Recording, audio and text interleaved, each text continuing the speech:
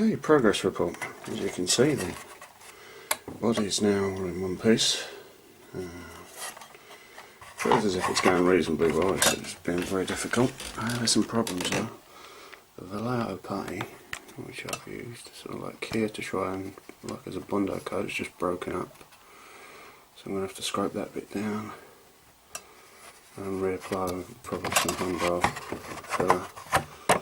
So it's happened there as well, which is a shame. I was using 1500 sandpaper, wet and dry. So the hump's roughly what I was hoping for. A lot of rescribing to be done. But this has been a real bugbear.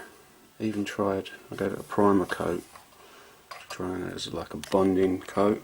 This is what the white primer is, you see here, which was, well, it hasn't really helped at all.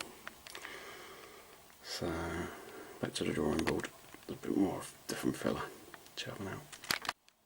Okay, the plane's moved on a bit. I ended up having to build up the left side of the fuselage because I had a bit of a bulge, but now it's looking a lot more straighter. I've got my hump at the front and an extended length. It is taking for ages and I'm still not happy with the surface at the moment. It's pretty smooth, but I've got some small dimples in there, so I have to sort that part out. So I'm going to try some primer and see how that goes. So where are we up to? It's the plane! Yay! God, it's been driving me nuts. As you can see, the fuselage is stuck together and it's now as one piece. I did add some dramas with the Revell, as I said a little earlier.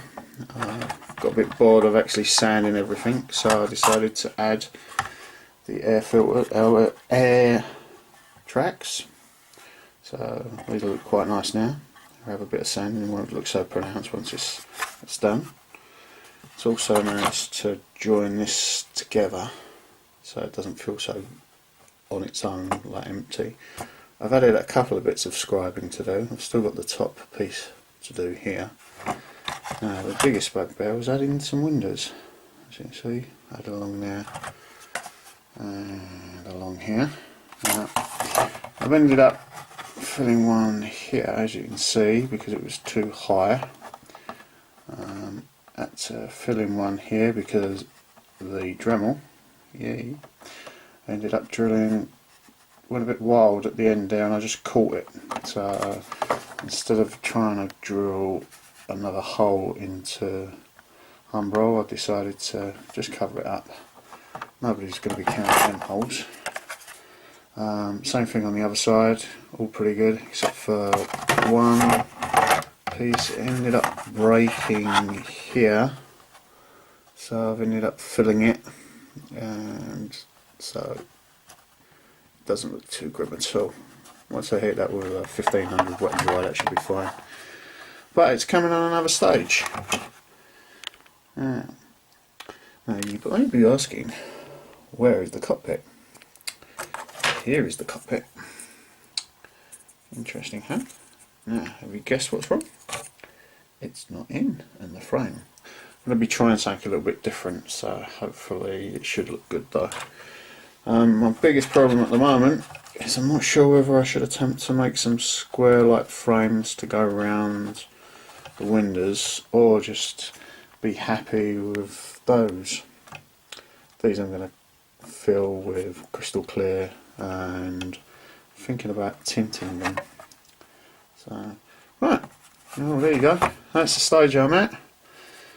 Whether it's looking good or not, I think it's not looking too bad at all. I like the airflow lines, they seem to twin it in and feeling a bit better already. Oops.